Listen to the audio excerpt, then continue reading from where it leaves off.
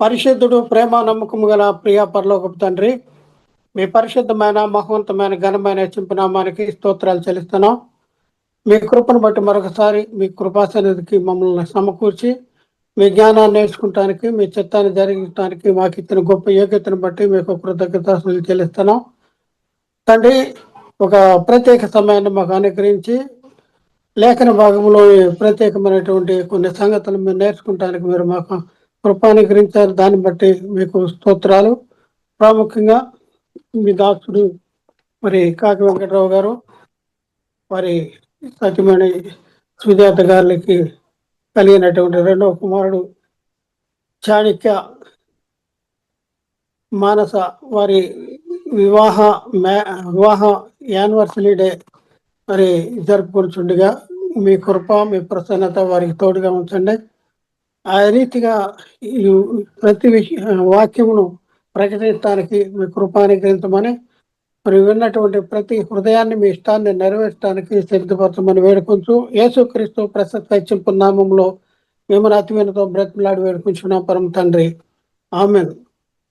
ప్రభు నందు ప్రియ పరిశుద్ధ దేవుని కుమారులారా, దేవుని కుమార్తెలారా, యేసుక్రీస్తు ప్రశస్త చింపు నామంలో మీ అందరికీ వందనాలు చెల్లిస్తున్నా. దేవునికి స్తోత్రాలు. ప్రియులారా, ఒక ప్రత్యేక అంశం ద్వారా దేవుడు మీ సన్నిధికి రావటానికి దేవుడు మాకు ఇచ్చినటువంటి గొప్ప కృపను బట్టి దేవునికి మరొకసారి కృతజ్ఞతాస్తుతులు చెల్లిస్తున్నా. దేవునికి స్తోత్రాలు.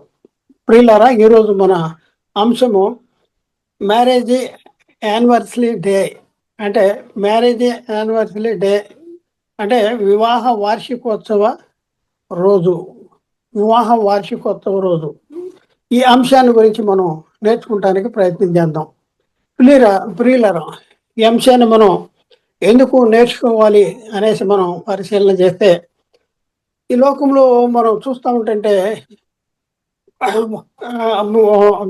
అనేక సంవత్సరాలుగా మరి అనేక స్థలాల్లో, ప్రదేశాల్లో, దేశాల్లో వివాహాలు జరుగుతూ ఉన్నాయి. అయితే జరుగుతున్నటువంటి వివాహాలన్నింటినీ గురించి మనం పరిశీలన చేస్తే, వారి వివాహాలు దేవుని వైవాహిక జీవితము దేవుని చిత్తానుసారంగా జరుగుతుందా అనేది మనం ప్రశ్న వేసుకోవాల్సిన అవసరం ఉంది. మనకు తెలుసు, చాలా సంగతులు లోకంలో జరుగుతున్న సంగతులను మనం చూస్తూ ఉన్నాం. అయితే ప్రియులరా, మరి ఈ వివాహము చేసుకుంటున్న ద్వారా దంపతుల దాంపత్య జీవితము మరి దేవుని చిత్తానుసారంగా మరి ఉండాలి అంటే మనము ఏం నేర్చుకోవాలి అంటే, అసలు ఈ వివాహ వ్యవస్థ గురించి దేవుని సంకల్పం ఏంటి, ఈ వివాహము మనం భూమి మీద జరుగుతున్నటువంటి వివాహాలు విషయంలో పరలోకంలో ఉన్న తండ్రి అయిన దేవుని సంకల్పాన్ని మనం తెలుసుకోవాల్సినటువంటి అవసరం ఉంది. ప్రియులారా, ఇది తెలుసుకోకుండా, దేవుని చిత్తం ఏదో తెలుసుకోకుండా, మా అమ్మాయికి వయసు వచ్చింది అందుకనే నేను పెళ్లి చేయాలి, మా అమ్మాయి చదువు పూర్తి చేసుకుంది, ఉద్యోగం వచ్చింది పెళ్లి చేయాలి, లేకపోతే మా అబ్బాయికి వయసు వచ్చింది చేయాలి, ఉద్యోగం వచ్చింది చేయాలి అనే లాగా మరి ఈ లోకంలో జరుగుతున్నటువంటి వివాహాలుని మనం చూస్తూ ఉన్నాం. ప్రియులారా, ఈ వివాహము గురించి మనం పరిశీలన చేస్తే చాలా మంది మనం చూస్తుంటే డబ్బు, అధికారము, హోదా, పదవి ఇవన్నీ కూడా చూస్తూ ఉన్నారు. ఇవన్నీ కూడా చూసి వాటిని బట్టి మరి వివాహాలని జరుపుకునేటటువంటి పరిస్థితి మనం చూస్తూ ఉన్నాం. అంటే వివాహానికి ప్రాధాన్యత దేనికి ఇస్తున్నారు?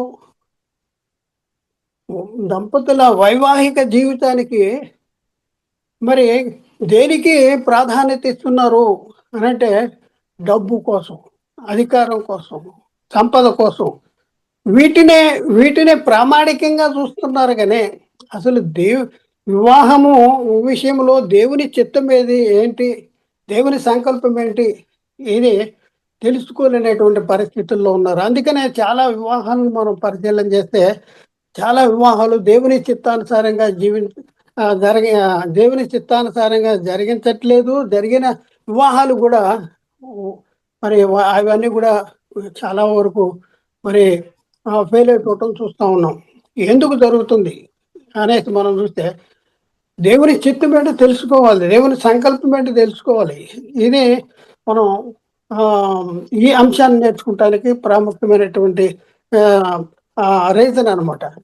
కానీ కాబట్టి ప్రియులారా ఇప్పుడు మన అంశంలోనికొద్దాం. అయితే చాణక్య మానస వివాహ వార్షికోత్సవ శుభాకాంక్షలు. ముందుగా మీకు శుభాకాంక్షలు. మీ ఇద్దరికీ శుభాకాంక్షలు. వివాహ వార్షికోత్సవం అనేది భార్యాభర్తలు తమ పెళ్లి రోజులు గుర్తు చేసుకుంటూ ఆనందాన్ని పంచుకుని పంచుకునేటటువంటి ఒక ప్రత్యేకమైనటువంటి రోజు. ఇది ప్రేమ, నమ్మకము మరియు కలిసి సాగినటువంటి ప్రయాణ వేడుక అనేసి మనం గుర్తించవలసిన అవసరం ఉంది. అయితే ప్రియులారా, జయప్రదమైన ఫలభరితమైన దాంపత్య జీవితానికి కొన్ని సూత్రాలు ఉన్నాయి. కొన్ని బైబిల్‌లో కొన్ని సూత్రాలు ఉన్నాయి. అవి మనం పరిశీలన చేస్తే మొట్టమొదటిది ప్రేమ అనేది ఉండాలి. అంటే భార్యాభర్తల మధ్య ప్రేమ అనేది ఉండాలి. ఆ తర్వాత అనురాగం ఉండాలి. అనుబంధం ఉండాలి. ఆ తర్వాత ఆప్యాయత అనేది ఉండాలి. ఆ తర్వాత ఇద్దరి మధ్యలో యథార్థత అనేది ఉండాలి. ఆ తర్వాత ఒకరిపై ఒకరికి నమ్మకం అనేది ఉండాలి. అలాగే ఇద్దరు కూడా ఏక మనస్సు, ఏక భావము, ఏక తాత్పర్యము, ఏక అభిప్రాయము కలిగి ఒక్కదాని మీద మనస్సు ఉంచాలి.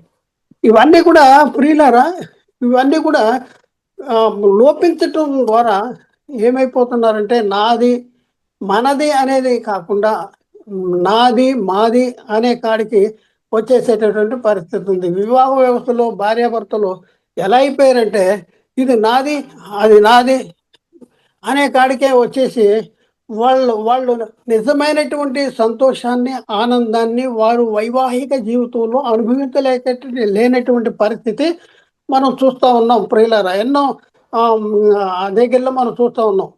అయితే వివాహం యొక్క పరమార్థాన్ని మనం చూస్తే వివాహం అనేది దేవుని యొక్క సంకల్పంలో ఒక భాగము. దేవునిచే నియమించబడింది.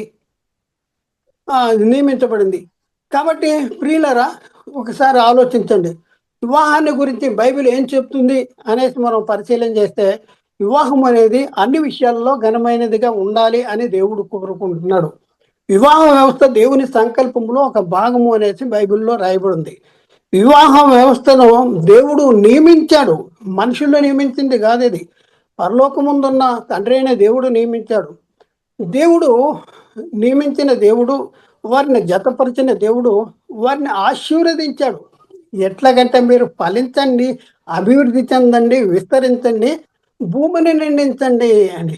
మీరు డబ్బులు సంపాదించుకోండి, ఈ లోక సంబంధంగా గొప్పవాళ్ళు అయిపోండి అనేది కాదు. దేవుని సంకల్పం ఏంటంటే ఆయనకి అనేక మంది కుమారులు కావాలి కనుక ఆ సంకల్పాన్ని బట్టి దేవుడు వారిని జతపరిచాడు. జతపరిచిన దేవుడు వారి నుండి కోరుకునేది ఏంటంటే మీరు ఫలించాలి, అభివృద్ధి చెందాలి, విస్తరించాలి, భూమిని నిండించాలి. ఒక రైతు కోరుకునేది కూడా అంతే. రైతు పొలంలో మరి నాటుతాడు.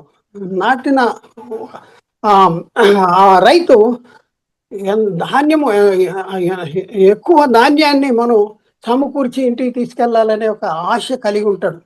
దేవుడు కూడా మన విషయంలో గొప్ప ఆలోచన కలిగి ఉన్నాడు, ఆశ కలిగి ఉన్నాడు. అయితే ఈ అందుకనే ఫలించాలి, అభివృద్ధి చెందాలి, విస్తరించాలంటే గర్భఫలాన్ని ఆయన మనకి బహుమానంగా, గర్భఫలము యెహోవా ఇచ్చు బహుమానము అనేసి మనం చూస్తూ ఉన్నాం. వీటికి కొన్ని రెఫరెన్స్లు మనం చూసుకుని ముందుకు కొనసాగుదాం. వివాహము అన్ని విషయాల్లో ఘనమైనదిగా ఉండాలని హెబ్రీ పత్రిక 13:4 ఉంది. వివాహం అన్ని విషయంలో ఘనమైనదిగాను, పానుపు నిష్కల్మషమైనదిగాను ఉండవలెను అనేసి అక్కడ రాయబడింది. వివాహ వ్యవస్థ దేవుని సంకల్పములో ఒక భాగము. అంటే వివాహ వ్యవస్థను దేవుడు ఎప్పుడు సంకల్పించాడు అంటే జగత్తుకి పునాది వేయబడక మురిపే సంకల్పించాడు. ఎఫ్సి పత్రిక 1:4-6 ఎట్లనగా తన ప్రియునియందు తాను ఉచితముగా మనకు అనుగ్రహించిన తన కృపామహిమకు కీర్తి కలిగినట్లు తన చిత్త ప్రకారమైన దయా సంకల్పము ద్వారా యేసుక్రీస్తు ద్వారా తనకు కుమారులుగా స్వీకరించుటకై ముందుగా తన కోసము నిర్ణయించుకున్నట్ట. ముందుగా అంటే ఎంత ముందుగా నిర్ణయించుకున్నట్టే, జగత్తుకి పునాది వేయబడక మునిపే. 6వ వచనం చదువుతాం. మనము తన ఎదుట పరిశుద్ధులమును నిర్దోషులమునే ఉండవలనని జగత్తు పునాది వేయబడక మునిపే ప్రేమ చేత ఆయన క్రీస్తులో మనల్ని ఏర్పాటు చేసుకున్నాడు. జగత్తుకి పునాది. ఈ వచనం ఈ మాటలు ఎక్కడ ఉన్నాయంటే ఎఫ్సి పత్రికలో 1:4-6 వచనాల్లో ఈ ఈ- ఈ మాటలు రాయబడి ఉన్నాయి. అలాగే ఈ సంకల్పం ఏంటి అంటే, దేవుని సంకల్పం ఏంటంటే, పరలోకములో ఉన్నవే కానీ భూమి మీద ఉన్నవి కానీ వాటన్నింటినీ యేసుక్రీస్తులో ఏకం చేయాలని కోరుకున్నాడు. ఆ కోరుకున్న తండ్రి భూమి మీద మనల్ని సృజించిన తర్వాత, కన్న తర్వాత మనల్ని క్రీస్తు ద్వారా పరలోకం తీసుకెళ్లాలనేటటువంటి ఆలోచన సంకల్పం కలిగి ఉన్నాడు. అందుకనే మనం చూస్తే ఈ వివాహ వ్యవస్థ ఏర్పాటు చేయబడింది. వివాహ వ్యవస్థ ఏదో మనకు వయసు వచ్చింది కనుక పెళ్లి చేసుకుంటాం కాదు. దానికోసం కాదు.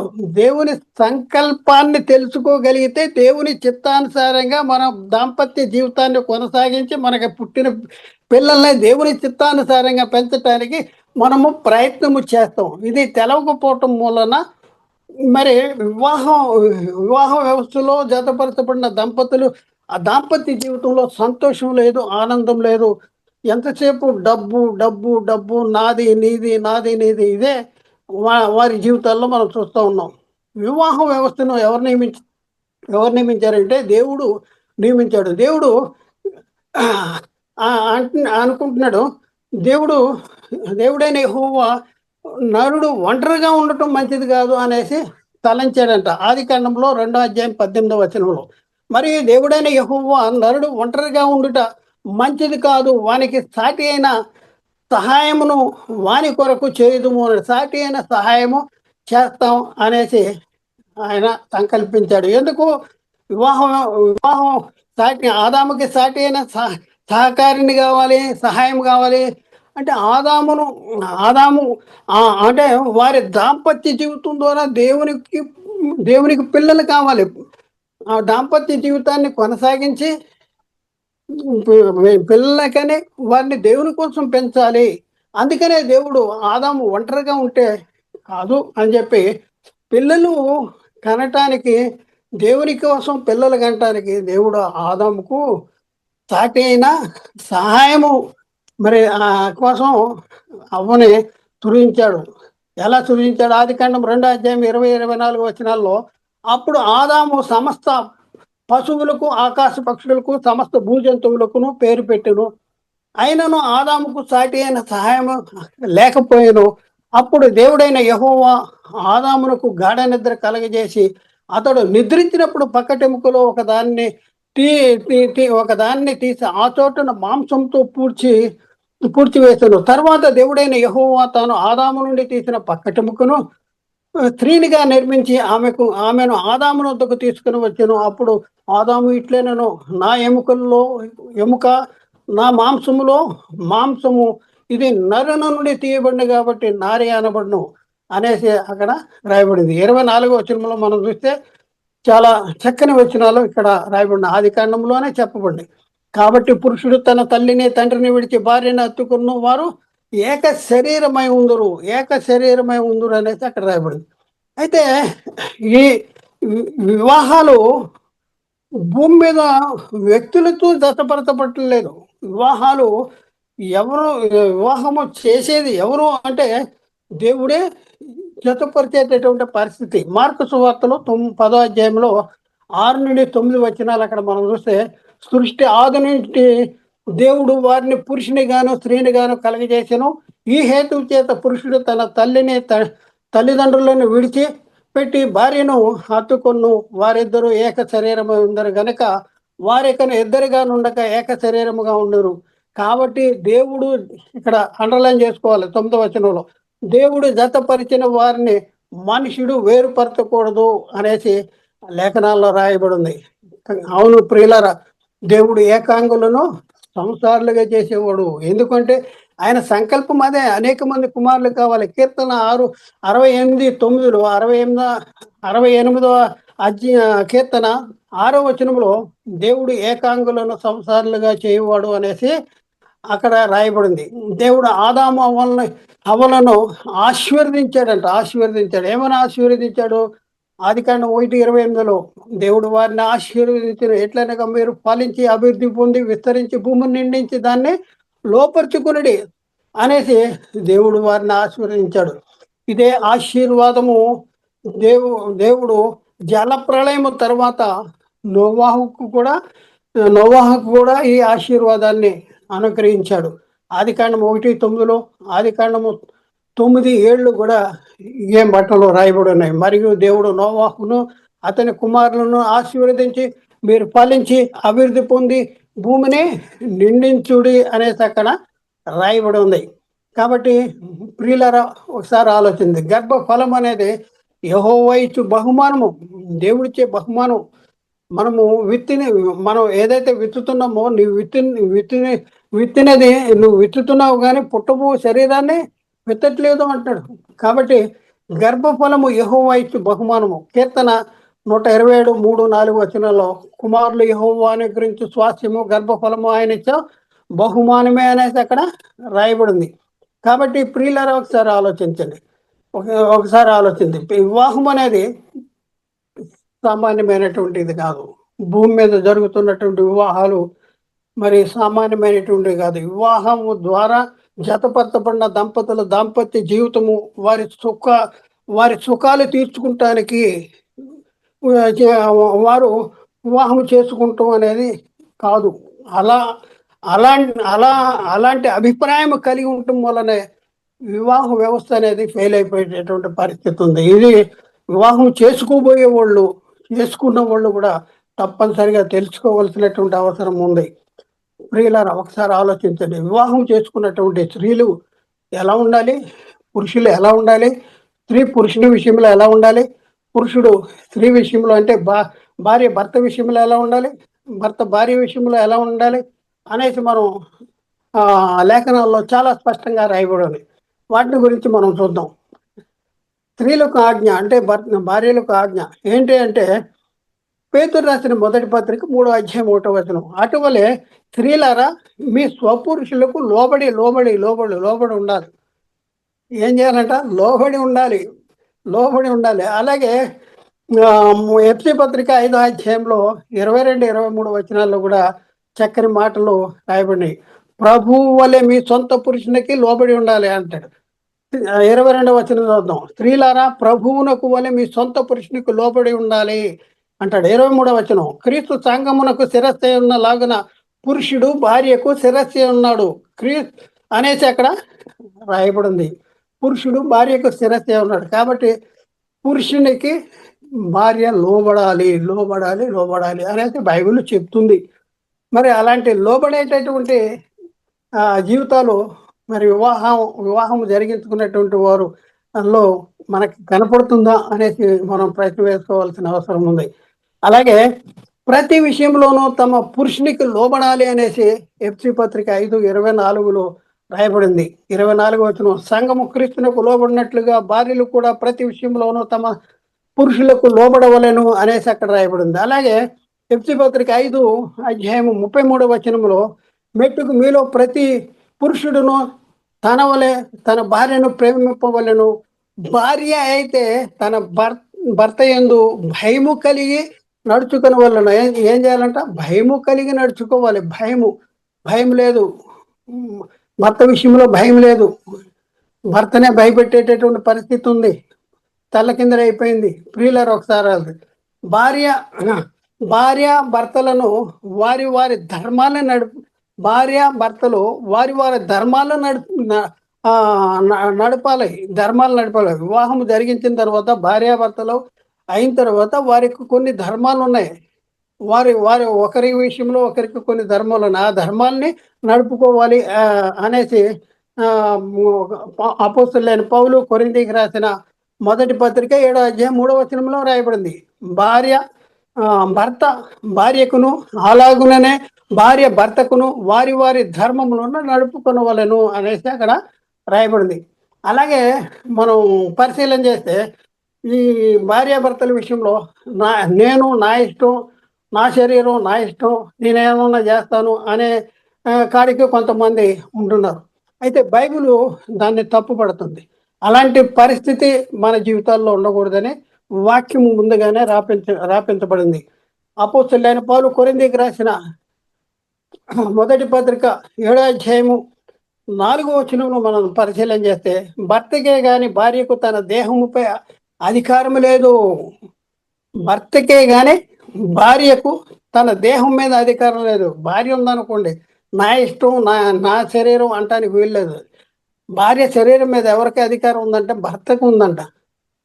అలాగే భార్యకే గాని భర్తకు తన దేహం మీద అధికారం లేదు. భర్త విషయంలో కూడా భర్త నా ఇష్టం అంటానికి వీల్లేదు. భర్త దేహం మీద అధికారం ఎవరికి ఉందంటే భార్యకి ఉంది. ఎందుకంటే మొట్టమొదటి చెప్పాడు, వారు ఏక దేహము ఏక శరీరమై ఉండురా అంటాడు. అలాగే మనం చూస్తే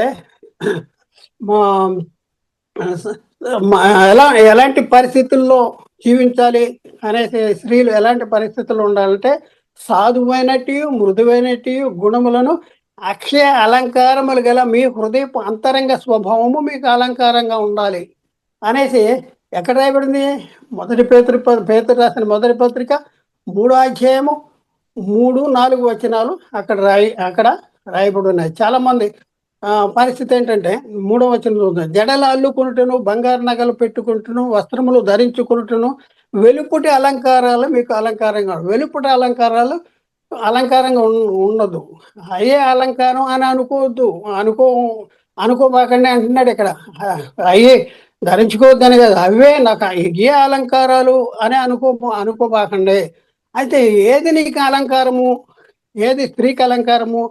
4వ వచనంలో సాధువైనట్టు మృదువైనట్టు గుణములను అక్షయాలంకారములు గల మీ హృదయపు అంతరంగ స్వభావము మీకు అలంకారంగా ఉండాలి. అది దేవుని దృష్టికి మిగుల విలువగలది. అలాగే యవ్వన స్త్రీలు తమ భర్తలకు లోబడి తమ భర్తలను శిశువులను ప్రేమించు వారిగా ఉండాలి అనేసి తీతు పత్రిక 2వ అధ్యాయం 4వ వచనంలో రాయబడింది. ఇకపోతే పురుషుల విషయంలో బైబిల్ ఏం చెప్తుంది అనేసి మనం పరిశీలన చేస్తే, పురుషులారా మీ భార్యలను ప్రేమించుడి అంటున్నాడు. ఎక్కడ మాట?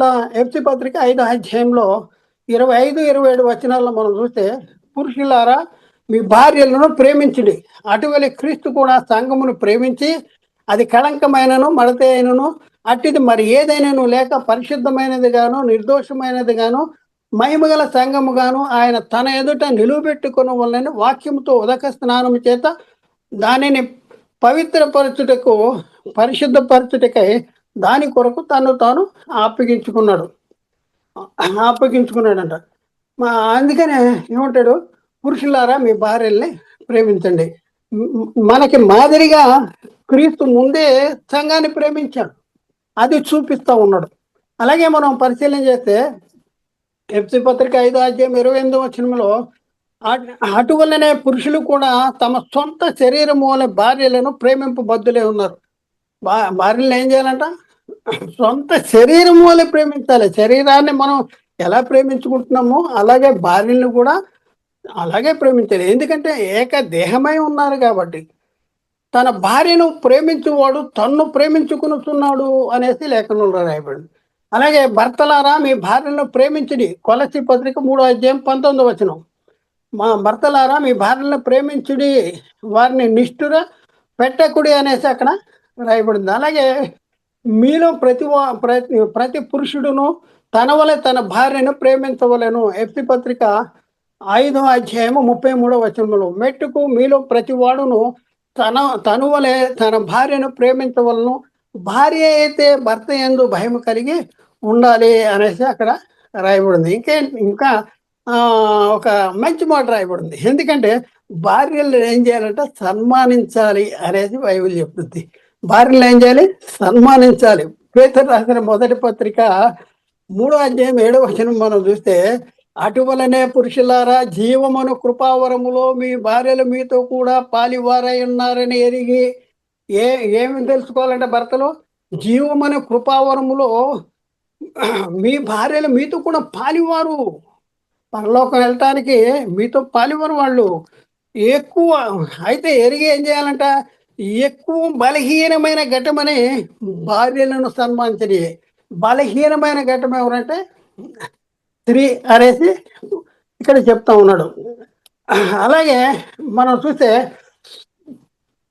ఈ ఈ ఈ వివాహము చేసుకున్నటువంటి వారిలో దంపతుల విషయంలో మనం పరిశీలన చేస్తే బైబిల్లో పాత నిబంధనలో ఒక ఇద్దరిని, కొత్త నిబంధనలో ఒక ఇద్దరిని మనం చూసుకున్న తర్వాత మనం ఈ ఈ ఈ ప్రసంగాన్ని ముగిద్దాం. అయితే ప్రియులైన పాత నిబంధనలో ఇద్దరు దంపతులు మనకు కనపడుతున్నారు. రెండు జంటలు ఎవరెవరు అంటే మనం చూసుకుంటే హవ్వ ఆదాము, లేకపోతే ఆదాము హవ్వ. రెండోది ఏంటి? రెండో వాళ్ళు ఎవరు? శారాయి అబ్రహాము. ఇద్దరు కనపడుతున్నటువంటి పరిస్థితి మనం చూస్తూ ఉన్నాం. ఇప్పుడు హవ్వ ఆదాముల గురించి మనం పరిశీలన చేస్తే హవ్వను ఎందుకు సృజించాడు అనేసి పరిశీలన చేస్తే హవ్వను ఆదాముకు సాటి అయిన సహాయము చేయటానికి దేవుడు సృజించాడు. ఆదికాండం ఇందాక చదువు, ఆదికాండము 2వ అధ్యాయం 18వ వచనం. మరియు దేవుడైన యెహోవా నరుడు ఒంటరిగా నుండిట మంచిది కాదు, వానికి సాటి అయిన సహాయమును వాని కొరకు చేయుదును అనేసి. సాటి అయిన సహాయం, దేవుని పనిలో సాటి అయిన సహకారినిగా ఉండటం కోసం దేవుడు ఆదాముకు అవ్వను సృజించి భార్యగా ఇచ్చినట్లు చూస్తూ ఉన్నాం. అయితే ప్రియులరా, మరి సాటి అయిన సహకారినిగా ఉండాలా, లేకపోతే ఆమె స్వతంత్ర నిర్ణయాలు తీసుకోవాలా? ఆదాము చేసే పనిలో ఈమె సాటి అయిన సహకారినిగా ఉండవలసినటువంటి పరిస్థితి. కానీ స్వతంత్ర నిర్ణయాలు తీసుకున్నట్టు బైబిల్లో కనపడుతుంది. దేవుడు చెప్పాడు, ఈ తోటలో ఉన్నటువంటి ప్రతి వృక్ష ఫలాన్ని మీరు తినొచ్చు, అయితే తోట మధ్యలో ఉన్న మంచి చెడ్డలను తెలివినిచ్చే వృక్ష ఫలాన్ని మాత్రం మీరు తినొద్దు అని చెప్పాడు. చెప్తే అవ్వ దేవుని మాటకి లక్ష్య పెట్టలేదు, ఇటు భర్తకి కూడా లోబడలేదు, భర్తని వ్యతిరేకించింది, భర్తకి చెప్పకోకుండా స్వతంత్ర నిర్ణయాలు తీసుకుంది. మన కుటుంబాల్లో కూడా చాలా సంగతులు జరుగుతూ ఉంటాయి. స్వతంత్ర నిర్ణయాలు, సొంత నిర్ణయాలు తీసుకునటం మూలన చాలా కుటుంబాల్లో గొడవలు వచ్చేటటువంటి పరిస్థితి మనం చూస్తూ ఉన్నాం. ఆదికాండంలో 3వ అధ్యాయంలో 6వ వచనంలో జరిగింది ఏంటంటే, ఆ స్త్రీ ఆ వృక్షము ఆహారమునకు మంచిది, కన్నులకు అందమైనది, వివేకమునిచ్చు రమ్యమైనదినే ఉండుట చూసినప్పుడు ఆమె దాని ఫలములు కొన్నింటిని తీసుకుని తిని తనతో పాటు భర్తకు ఇచ్చెను, అతడు కూడా తిన్నాడు. చూడండి, దేవుని ఆజ్ఞను అతిక్రమించాడు ఆదాము కూడా. అవ్వ తీసుకొచ్చి ఇవ్వగానే మరి అసలు అపవాది ముందు ఎవరి దగ్గరికి వచ్చాడు? ముందు ఆదాము దగ్గరికి వచ్చాడు. ఆదాము మోసపరచబడలేదు. మరి ఆదాముని ఎలా మోసం చేయాలంటే స్త్రీ ద్వారా మోసం చేస్తానికి వాడు ప్రణాళిక వేశాడు. అవ్వ ద్వారా అవ్వని మోసం చేశాడు. మోసం చేసి అవ్వ ద్వారా ఆదాము దగ్గరికి వచ్చాడు. మరి ఆదాము విషయంలో మనం పరిశీలన చేస్తే దేవుడు చెప్పాడు కదా తినకూడదు అనేసి అనుకున్నాడా? అనుకోలేదు. మరి అంతకుమునుపు డైరెక్ట్ ముందే ఆదాము దగ్గర ఏమో మనం చూస్తే అపవాది ముందు ఎవరిని మోసపరచడానికి ప్రయత్నం చేశాడు? అవనా ఆదామున అంటే ఆదామునే. ఆదాము మోసపరచబడలేదు కనుక అవ్వ దగ్గరికి వెళ్ళాడు. చూద్దాం, ఆ వచనం కూడా మనం చూద్దాం ప్రియులరా. పౌలు తిమోతికి రాసిన మొదటి పత్రికలో 2వ అధ్యాయము 14వ వచనం. మరియు ఆదాము మోసపరచబడలేదు కానీ స్త్రీ మోసపరచబడెను, అపరాధములో పడెను. ఆదాము మోసపరచబడలేదు అన్నాడు. ఎప్పుడు మోసపరచబడలేదు? మొట్టమొదట. మరి అవ్వ ద్వారా మోసపోయాడు. కాబట్టి ప్రియులారా, ఇద్దరు కూడా ఒకరికి ఒకరు లోబడాలి. ఏ పని చేసినా కూడా ఇద్దరు కలిసి ఏక భావము, ఏక తాత్పర్యము, ఒక్కదాని ఏందో మనసుంచి ఆ కార్యాన్ని మనం జరిగించవలసినటువంటి అవసరం ఉంది. అలాగే మా ప్రియులారా, మనం చూస్తే జంట మనం చూస్తే శారా శారా అబ్రహాము. అయితే శారా అబ్రహాముని ఏమని పిలుస్తుందంటే నా యజమానుడు, నా యజమానుడని పిలిచి అబ్రహాముకు లోబడిందట. లోబడింది. అక్కడ లోబడిందా? ఆదాముకు హవ్వ లోబడిందా? లోబడలేదు. అసలు చెప్పలేదు. చూద్దాం ప్రియులరా, దేవుని ఆశ్రయించినటువంటి పరిశుద్ధ స్త్రీలు తమ స్వపురుషులకు లోబడి ఉండుట చేత తమ్మును తాము అలంకరించుకోండి. అలంకరణ అంటే బైబిల్ ప్రకారం ఏంటంటే స్వపురుషులకు లోబడి ఉండటం అనేసి బైబిల్లో రాయబడింది. పేతురు రాసిన మొదటి పత్రికలో 3వ అధ్యాయం 5వ వచనంలో అటువలనే పూర్వము దేవుని ఆశ్రయించినటువంటి పరిశుద్ధ స్త్రీలు తమ స్వపురుషులకు లోబడి ఉండుట చేత తమ్మును తాము అలంకరించుకొనిరి. తమ్మును తాము అలంకరించుకున్నారంట. అలాగే పేతురు రాసిన మొదటి పత్రిక 3వ అధ్యాయం 6వ వచనంలో శారయ్య అబ్రహామును యజమానుడనే లోబడినటువంటి మాటలు అక్కడ రాయబడిన. ఆ ప్రకారమే శారా అబ్రహామును యజమానుడిని పిలుచుతూ అతనికి లోబడి ఉండెను. మీరును యోగ్యముగా నడుచుకొనుచు ఏ భయమునకును బెదరకి ఉన్న ఎడల ఆమెకు పిల్లలవుదురు అనేసి అక్కడ రాయబడింది. ఇకపోతే కొత్త నిబంధనలో ఇద్దరు దంపతులను మనం చూద్దాం. ఇద్దరు దంపతుల్ని. ఒక దంపతులేమో అననీయ శారా, రెండవ దంపతులేమో ఆకుల్లా పిస్కెల్లా. వీళ్ళిద్దరూ కూడా, ఈ రెండు దంపతులు ఎవరు అంటే క్రైస్తవులే వీళ్ళు. క్రీస్తు నందు విశ్వాసం ఉంచిన వారే. వారి జీవితాల్లో వారి దంపతుల దాంపత్య జీవితం ఎలా నడిచింది అనేసి మనం దాన్నే సప్పేరావుల విషయంలో మనం చూస్తే వీళ్ళు ఎలాంటి పరిస్థితుల్లో ఉన్నారు అనేసి మనం పరిశీలన చేస్తే వీళ్ళు పరిశుద్ధాత్మకు వ్యతిరేకమైనటువంటి కార్యాలు జరిగించారు. దేవుని మోసపుచ్చాలనే ప్రయత్నం చేసినటువంటి పరిస్థితి మనం చూస్తూ ఉన్నాం. అపోస్తుల కార్యాల్లో 5వ అధ్యాయంలో 1, 2, 3, 4, 5, 6 వచనాలు మనం చూస్తే అననీయ అని ఒక మనుష్యుడు తన భార్య అయిన సప్పీరాతో ఏకమై పొలమన్నాడు. ఇక్కడ చూడండి, వీళ్ళు ఏకమయ్యారు. ఇద్దరు ఆలోచన కూడబలుకున్నారు. ఏకమై ఇద్దరు కూడబలుకుని పొలం అమ్మారు. ఇది మొదటి శతాబ్ద కాలంలో ప్రారంభ సంఘంలో జరుగుతున్నటువంటి సంఘటన. ఇది మనం గుర్తుంచుకోవాలి. అలాంటి పరిస్థితుల్లో వాళ్ళు స్థిర ఆస్తులను అమ్మి అపోస్తుల పాదాల దగ్గర పెట్టేటటువంటి పరిస్థితి ఆ కాలంలో ఉంది.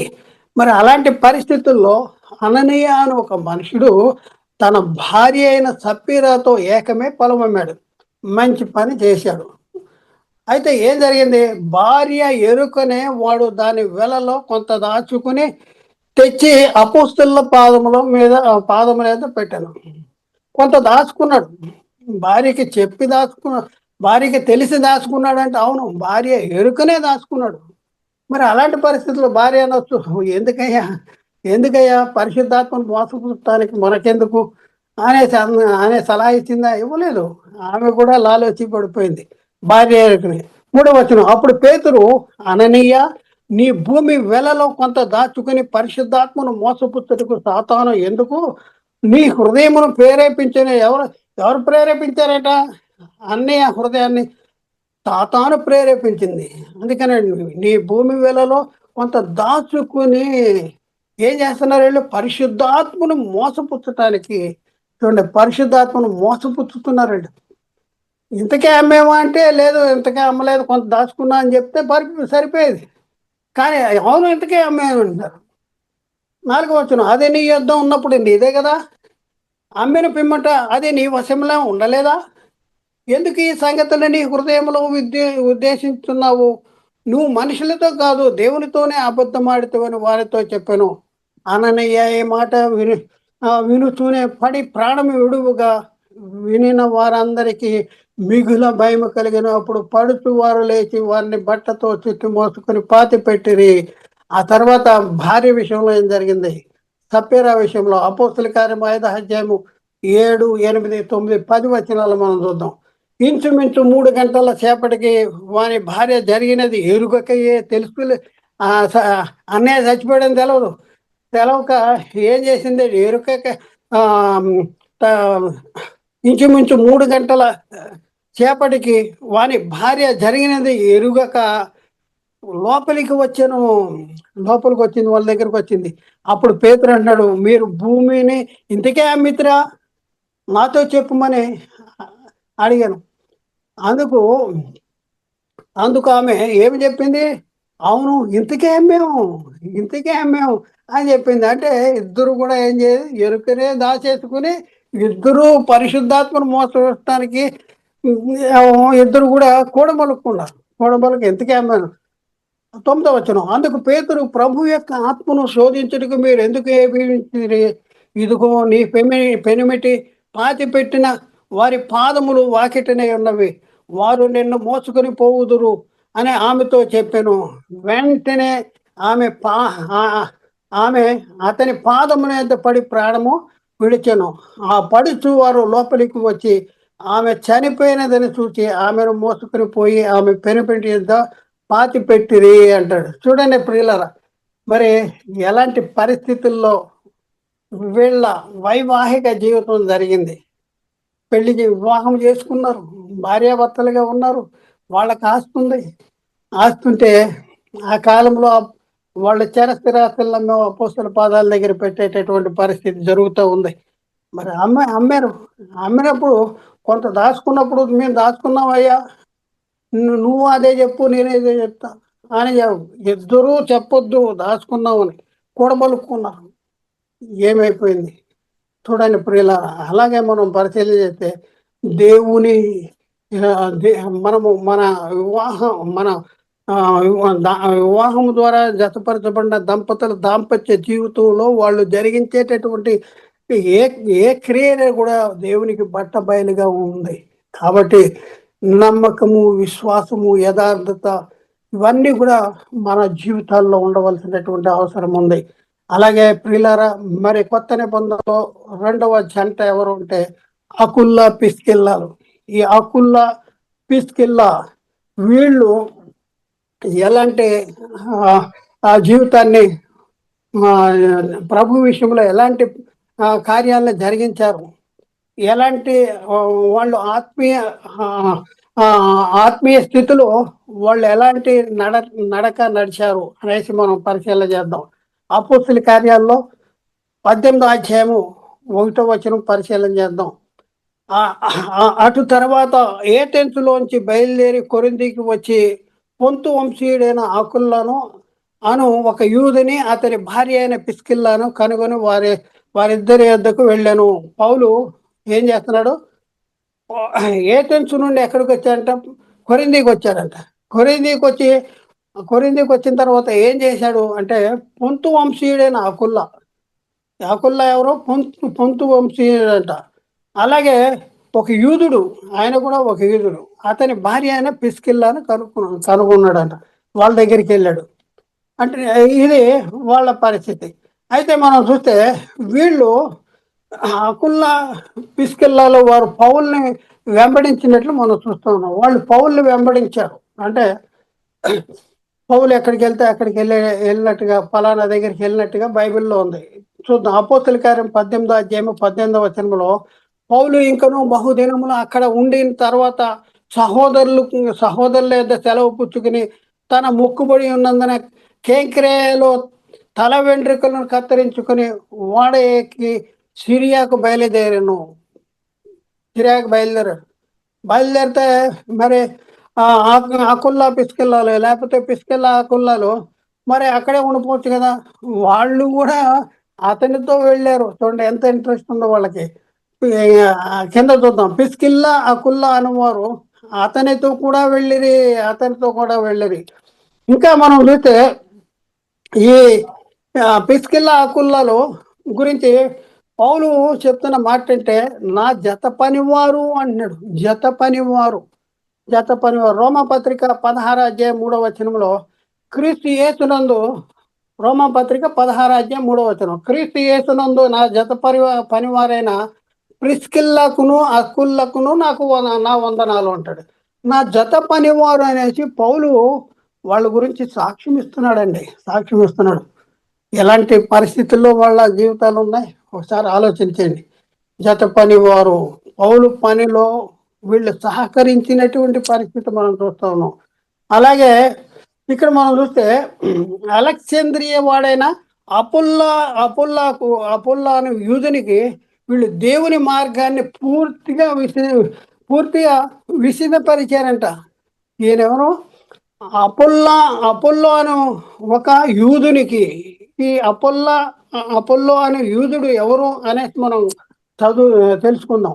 వాళ్ళ ఆయనకి దేవుని మార్గాన్ని పూర్తిగా విశదపరిచారంట. చూడండి వీళ్ళ దంపతులు దేవుని పనిని ఎలా జరిగిస్తున్నారు. ఒక ఆత్మను రక్షించి ఆత్మ సంబంధమైన పిల్లల్ని కనేటటువంటి పరిస్థితుల్లో ఉన్నటువంటి పరిస్థితి మనం చూస్తూ ఉన్నాం. అపోస్తల కార్యాలలో 18వ అధ్యాయంలో 24, 25, 26 వచనాల్లో చూస్తే అలెగ్జాంద్రియ వాడైన అపుల్లా అని ఒక యూదుడు ఎఫెసునకు వచ్చెను. అతడు విద్వాంసుడు. ఫస్ట్ అతడంటే విద్వాంసుడు, లేఖనముల యందు ప్రవీణుడై ఉన్నాడు. విద్వాంసుడు, లేఖనాల్లో ప్రవీణుడు. అతడు ప్రభు మార్గము విషయమై ఉపదేశము పొంది తన ఆత్మయందు తీవ్రత పడి యోహాను బాప్తిజం మాత్రమే తీసుకున్న వాడైనను యేసును గూర్చిన సంగతిని వివరముగా చెప్పి బోధించుతూ సమాజ మందిరంలో ధైర్యముగా మాట్లాడని ఆరంభించాడు. చూడండి, ప్రభువుని గురించి తెలుసుకున్నాడంట. కానీ తీసుకున్న బాప్తిజం ఏది తీసుకున్నాడు? యోహాను బాప్తిజము మాత్రమే తీసుకున్నాడంట. యోహాను బాప్తిజం తీసుకుంటే క్రైస్తవుడు అవుతాడా అంటే క్రైస్తవుడు. కానీ ఆయనకి వాక్య విషయంలో తీవ్రత ఉందంట. తీవ్రత ఉండి ఆయన ఏం చేస్తున్నాడు అంటే యేసును గురించిన సంగతులు వివరంగా బోధించి సమాజ మందిరంలో ధైర్యంగా మాట్లాడేటటువంటి పరిస్థితి ఉంది. మరి అలాంటి పరిస్థితుల్లో పిస్కిల్లా అకుల్లా అతని గురించి విని అతనిని చేర్చుకుని దేవుని మార్గమును పూర్తిగా అతనికి విశదపరిచిరి. చూడండి, దేవుని మార్గాన్ని పూర్తిగా విశదపరిచారంట ఆయనకి. మరి యోహాను బాప్తిజం మాత్రం తీసుకుంటే సరిపోద్దా అంటే సరిపోదు. అందుకని వీళ్ళు ఏం చెప్పారు? దేవుని మార్గాన్ని పూర్తిగా విశదపరిచారు అనేసి ఇక్కడ రాయబడింది. కాబట్టి ప్రియులారా, ఇక్కడ మనం చూస్తే అకుల్లా పిస్కిల్లా అనువారు వారి ఇంటనున్న సంఘమును ప్రభునందు మీకు అనేక వందనాలు అనేసి ఇక్కడ మనం చూస్తే కొరింథీ పత్రికలో రాయబడి ఉన్నాయి. మొదటి కొరింథీ పత్రిక 16వ అధ్యాయం 19వ వచనంలో అక్కడ పౌలు చెప్తున్నాడు, ఆసియాలో సంఘము వారును మీకు వందనములు చెప్పుతున్నారు. అకుల్లా పిస్కిల్లా అనువారును వారి ఇంటనున్న సంఘమును ప్రభువునందు మీకు అనేక వందనములు చెప్పుతున్నారు అంటాడు. అంటే అకుల్లా పిస్కిల్లా అనువారును వారి ఇంట ఉన్న సంఘము, అంటే వారి ఇంట సంఘం ఉంది అనేసి ఇక్కడ మనకు అర్థమవుతుంది. అంటే ప్రియులారా, ఇక్కడ మనం చూస్తే రెండు జంటలు మనం చూస్తూ ఉన్నాం. ఇద్దరిని మనం చూస్తున్నాం. ఒకళ్ళు అననీయ సప్పీరా, రెండో వాళ్ళు అకుల్లా పిస్కిల్లా. వీళ్ళిద్దరూ కూడా క్రైస్తవులే, క్రీస్తునందు విశ్వాసం ఉంచిన వాళ్ళే. కానీ వీరి దాంపత్య జీవితంలో మరి లోపం ఉంది. అన్నయ్య సప్పీరా దాంపత్య జీవితంలో లోపం ఉంది. ఇక్కడ మనం చూస్తే అకుల్లా పిస్కిల్లాల విషయంలో మనం చూస్తే వాళ్ళు ఆత్మీయమైనటువంటి ఆత్మీయంగా మరి అనేక మందిని కనటానికి, అనేక మందిని ప్రభువుల వాక్యము ద్వారా కనటానికి, ప్రభువులకు నడిపించటానికి వీళ్ళు ప్రయాసపడు పౌలుని వెంబడిస్తున్నారు. పౌలు జత పనివారిగా ఉంటున్నారు. మరి ఇప్పుడున్న పరిస్థితుల్లో మన జీవితంలో మనం ఆలోచిద్దాం. బాప్తిజం తీసుకున్నామంటే సరిపోద్దాం? మన జీవితాల్లో దంపతుల విషయంలో మనం బైబిల్ అడుగుతుంది, పెళ్లి చేసుకున్నాం అంటే సరిపోతుందా? ఉద్యోగం చేసుకుంటున్నాం అంటే సరిపోతుందా? 3 పూటలు తింటున్నాం అంటే సరిపోతుందా? దాన్ని బట్టే దేవుడు నిన్ను మెచ్చుకుంటాడా? మిమ్మల్ని మెచ్చుకుంటాడా? నీ బాధ్యత ఏంటి? నీ పని ఏంటి? దేవుడు నీకు వివాహం ఎందుకు జరిపించాడు? వివాహాన్ని జరిపించేది దేవుడైన మరి నేర్చుకున్నాం. మరి ఎందుకు వివాహం చేసుకున్నావు? చేసుకున్న వివాహము దేవుని చిత్తానుసారంగా మీ దాంపత్య జీవితం కొనసాగుతుందా? ఇది మనం ఆలోచించుకోవాల్సినటువంటి అవసరం ఉంది ప్రియులారా. ఇది చాలా చాలా చాలా లోపభూయిష్టమైనటువంటి పరిస్థితి లోకంలో జరుగుతుంది. క్రైస్తవులలో కూడా మనం పరిశీలన చేస్తే అనేక మంది క్రైస్తవులు బాప్తిజం తీసుకుంటున్నారు కానీ వాళ్ళు సువార్త ప్రకటన చేయరు. ఆదివారం బైబిల్ పట్టుకునే సంఘానికి వెళ్తారు కానీ సువార్త ప్రకటన చేయరు. ఒకసారి ఆలోచించండి. మనల్ని అనే మనము లోక సంబంధంగా శారీరకంగా మనము పిల్లల్ని కనటం అనేది ఒకటైతే ఆత్మ సంబంధంగా కూడా పౌలు లేక సువార్త ద్వారా నేను మిమ్మల్ని కంటిని అనేసి సత్యవాక్యం వల్ల కనబడిన వారు అనేసి రాయబడిన రీతిలో మనం కూడా అనేక మందిని ఆత్మ సంబంధమైన పిల్లల్ని కనటానికి ప్రయత్నం చేయవలసిన అవసరం ఉంది. దానికి మనం ఏం చేయాలి? మనము శరీరానికి మనం ఎంత సమయాన్ని ధనాన్ని వ్యయపరుస్తున్నామో మరి మరణము లేని ముగింపు లేని నాశనము లేని ఆత్మ నిత్య నరకానికి వెళ్ళకోకుండా ఉండాలంటే మనం ఎంత ప్రయాసపడాలి, ఎంత కష్టపడాలి. గుంటలోకి వెళ్ళే శరీరం కోసమే నీ జీవితం అంతా కష్టపడితే ఖర్చు పెడితే నువ్వు చస్తే ఎక్కడికి వెళ్తావు? ఒకసారి ఆలోచించు. చస్తే ఎక్కడికి వెళ్తావు? ఆత్మ గురించి ఆలోచిస్తున్నారా? బతుకున్న కాలంలో దేవుని పని చేస్తున్నారా? వివాహాలు జరిగించుకుంటున్నారు కానీ అది నామకార్థంగానే వాళ్ళ జీవితాలు కొనసాగుతున్నాయి కానీ దేవుని చిత్తానుసారంగా జరగట్లేదు. ఒక యేసుక్రీస్తు లోకానికి వచ్చాడు, అనేక మందిని మరి నిత్య రక్షణలోనికి నడిపించడానికి ప్రయత్నం చేశాడు, నిత్య రక్షణలోనికి నడిపించాడు. అలాగే పౌలు విషయంలో కూడా మనం చూస్తే పౌలు కూడా బ్రతుకుట క్రీస్తే చావైతే లాభము అనేసి పౌలు చెప్తా ఉన్నాడు. నేను ఇప్పుడు శరీరం ముందు జీవించుతున్న జీవితము నా కొరకు కాదు కానీ నన్ను ప్రేమించి నా కొరకు తాను అప్పగించుకున్నటువంటి దేవుని కుమారుడైన యేసుక్రీస్తు కోసమే నేను జీవిస్తున్నా అనేసి పౌలు చెప్తున్నాడు. మరి మనం ఎందుకు మన ఆయుష్ పొడిగిస్తున్నాడు?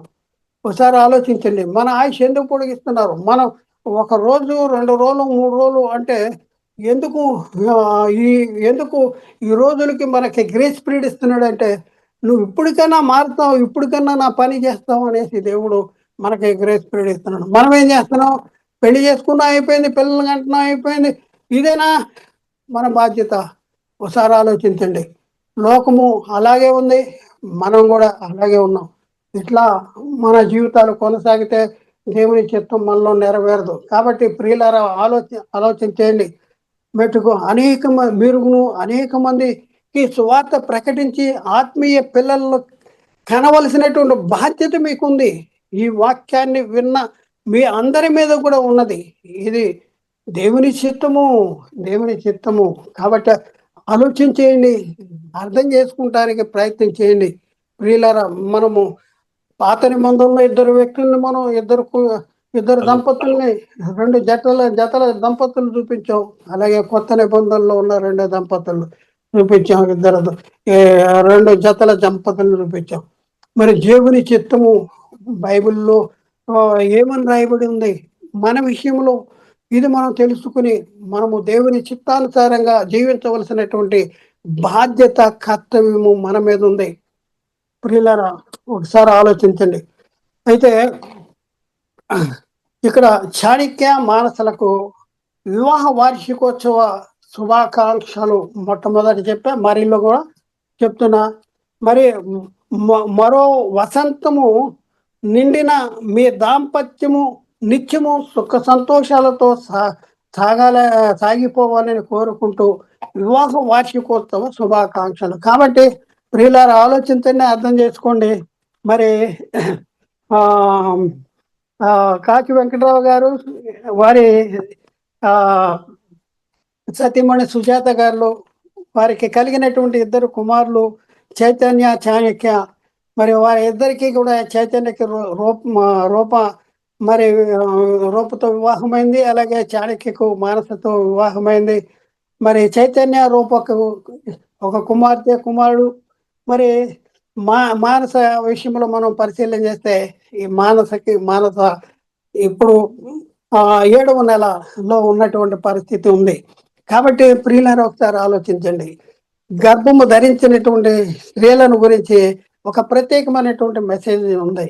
గర్భము ధరించిన స్త్రీలు మనం ఏం చేయాలంటే, ఈ లోక సంబంధమైన విషయాల్లో ఎక్కువ చూడకూడదు. ఈ ఈ నరుక్కుంటం, కొట్టుకుంటం, లేపోతే ఇలాంటి విషయాల అన్నీ గూడా మనం చూడకూడదు. టీవీలు గానీ చూడకోకుండా ఎంతసేపు వాక్యం చదవాలి, వాక్యం వినాలి. వాక్యం చదువుతూ, వాక్యం వినటం వలన ఈ వాక్యము గర్భములో ఉన్న శిశువు కూడా వింటూ ఉంటాడు. గర్భములో మనం చదివేది గర్భములో ఉన్న శిశువు మీద ప్రింట్ అవుతా ఉంటది. కాబట్టి ఆలోచించేయండి. గర్భములో ఉన్న శిశువు గంతులేసిందంట. ఎలిజబెత్ గర్భంలో ఉన్న శిశువు గంతలేసింది. ఇంటా ఉంటది శిశువు. కాబట్టి చాలా జాగ్రత్తగా మరి ప్రసవం అయ్యేంత వరకు కూడా మరి వారు జీవించే జీవితము అంటే ఎలాంటి ఆందోళన అలాంటివి లేకోకుండా సమాధానమైనటువంటి ఆలోచనతో మరి ఉండవలసినటువంటి జీవించవలసినటువంటి అవసరం ఉంది. అలాంటి జీవించటం ద్వారా మనం ఏదైతే చూస్తున్నామో, ఏదైతే వింటున్నామో, విన్నది, చూసింది గర్భంలో ఉన్న శిశువు మీద ప్రభావం జరుగుద్ది. కాబట్టి ఇది కూడా చాలా గమనించవలసినటువంటి విషయము. కాబట్టి ప్రియులారా, ఆలోచించండి, అర్థం చేసుకోండి, సత్యాన్ని గ్రహించడానికి ప్రయత్నం చేయండి. మరి ఇక్కడ మరి ముఖ్యంగా చెప్పాల్సింది ఏంటంటే, కాకి వెంకటరావు గారు, అలాగే వారిది సతీమణి సుజాత గారు, వారి యొక్క కుటుంబంలో ఉన్నటువంటి పరిస్థితి మనం పరిశీలన చేస్తే, మొదటి సారి నలుగురు బాప్తిజం తీసుకున్నారు. 2 కుమారులు, భార్యాభర్తలు. ఆ తర్వాత వారి యొక్క కోడళ్ళకు కూడా బాప్తిజం తీసుకుంది. అంటే వారి ఇంట్లో కూడా సంఘమును ప్రారంభించబడినటువంటి పరిస్థితి మనం చూస్తూ ఉన్నాం. వారం వాక్యం చెప్తూ ఉంటారు. అనేక స్థలాలకు వెళ్ళి వాక్యం కూడా చెప్పేటటువంటి పరిస్థితి మనం చూస్తూ ఉన్నాం. కాబట్టి ప్రియులారా, దేవుడు వీరి కుటుంబాన్ని మరి మా కుటుంబాన్ని జీవించి ఆశీర్వదించేటటువంటి దేవునికి ఆశీర్వాదకరమైనటువంటి జీవితంలో మరి వారి కుటుంబం ఉందని గమనిస్తున్నా. కాబట్టి దేవుడు వారి కుటుంబాన్ని మరి ప్రత్యేకంగా దీవించి ఆశీర్వదించాలని, మరి ముఖ్యంగా ఇక్కడ ఉన్నటువంటి బంధువులు, మిత్రులు, వారందరినీ కూడా దేవుని చిత్తానుసారంగా నడుచుకోవాలని దేవుని వేడుకుంటున్నా. ప్రాముఖ్యంగా ఈ మాటలు మరి యూట్యూబ్ ద్వారా కానీ, ఫేస్బుక్ ద్వారా కానీ మరి వింటున్నటువంటి ప్రతి ఒక్కరు కూడా దేవుని చిత్తాన్ని తెలుసుకుని, దేవుని చిత్తానుసారంగా వారి దాంపత్య జీవితాన్ని కొనసాగించాలని కోరుకుంటూ ఈయన ప్రసంగాన్ని ముగిస్తున్న. దేవుడు మాట్లాడిన ప్రతి మాట ప్రతి ఒక్క హృదయంలో నీరుగట్టి ఫలింపు చేయునుగాక. ఆమేన్. అందరికీ వందనాలు. దేవునికి స్తోత్రాలు.